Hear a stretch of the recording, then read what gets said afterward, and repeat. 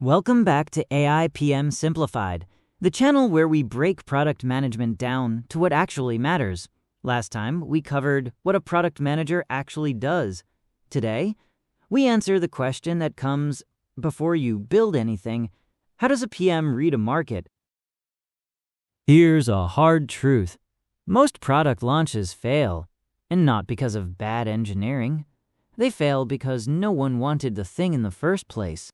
The market was never there, and nobody checked.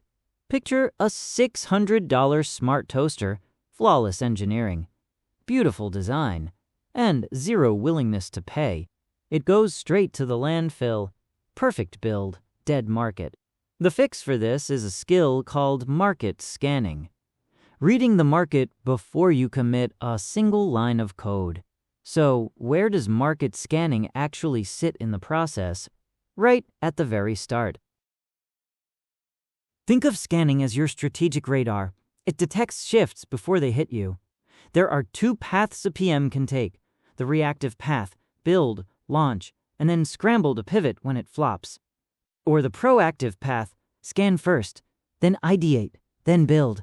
Great products solve real market gaps, and you can only see those gaps if you look first. Take Damon John. He sold Fubu to Gap after spotting a macro shift. Youth budgets were quietly moving from fashion towards streaming and subscriptions. He read the wind before it blew. Here's the trap: build first, validate later. PMs love to build a feature, then go hunting for a market that needs it. Do it the other way around. So, when you scan, what exactly are you looking at? There are three lenses. Market scanning works in three lenses, and the order matters. Start broad, then zoom in. Lens 1, the world. That's PESTEL, the macro forces around everyone. Lens 2, the industry. That's Porter's 5 forces, the battlefield you compete on. And Lens 3, you. That's SWOT, an honest look in the mirror. Zoom in with a quick example. Macro, the world shifted to remote work. Industry, intense rivalry in software. Internal, you happen to own superior video compression tech. 3 lenses, 1 picture. Let's start with the widest lens, the whole world. PESTEL. PESTEL is 6 macro forces you don't control, but that shape every market you enter. Political, regulations, and policies. Economic, spending, power, and inflation. Social, culture, and lifestyle shifts. Technological, brand new capabilities. Environmental, sustainability demands. And legal, data, and compliance laws. Here's one close to home. India's national education policy. That's a political force. Created a massive tailwind for digital learning platforms overnight. One policy change, a whole market opened. You're not judging these forces. You're just reading which way they're blowing. Reading a list is one thing. Let's watch PESTEL work on a real company. Let's run Duolingo through the lens. Social, career-focused learners are on the rise. Technological, AI now enables real conversational practice. Economic, recessions actually boost demand for free tools. And legal, GDPR forces strict rules on user data. See how each force points somewhere? Here's the payoff. Duolingo adjusted its entire product roadmap to lean into advanced AI speech recognition. Specifically because of that technological shift. They didn't guess. They read the force, then moved. That's PESTEL in action. Macro signal in, product decision out. The world sets the weather, but you compete inside an industry. Zoom in. Porter's 5 forces maps the competitive pressure inside your specific industry. 5 forces, all pushing on your profits. In the center, rivalry, your direct competitors. Around it, new entrants. How easy is it to copy you? Buyer power, how much leverage do customers have? Supplier power, who controls your costs?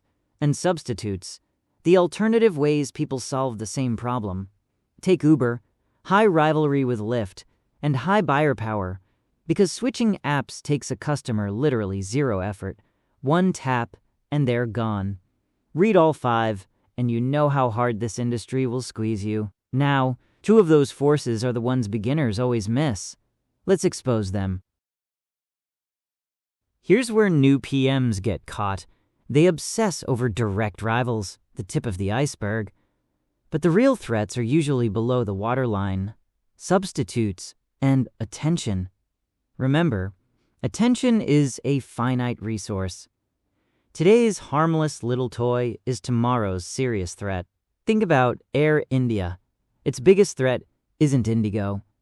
It's Zoom and Microsoft Teams, quietly replacing the need for business travel altogether. That's a substitute the airline never listed as a competitor. And there's the trap. Defining competition only as products that look exactly like yours. The dangerous ones never do. You've read the world and the industry. Time for the honest mirror. SWOT. SWOT is the honest look at yourself. 4 boxes, split 2 ways. Internal versus external. Internal and in your control. Strengths, your unfair advantages. Weaknesses, your internal gaps. External and outside your control. Opportunities, tailwinds you can ride. Threats, headwinds you have to survive. Picture an edtech company. Massive user base, that's a strength. But outdated courses, that's a weakness sitting right next to it. And the classic trap, confusing weaknesses with threats. A weakness is internal, something you can fix. A threat is external, something you must adapt to. Don't mix them up. 3 lenses, done. Now, how do you turn all of it into one decision? This is where it all comes together. PESTEL, the winds. Porters, the battlefield. SWOT, your weapons. You pour all 3 into one funnel, and out comes a single decision. Build or pivot. Look at Netflix. They tracked global social data, that's PESTEL, and saw the signal early. So they invested heavily in Korean original content before rivals even noticed the shift. Scan first, commit hard, win the market.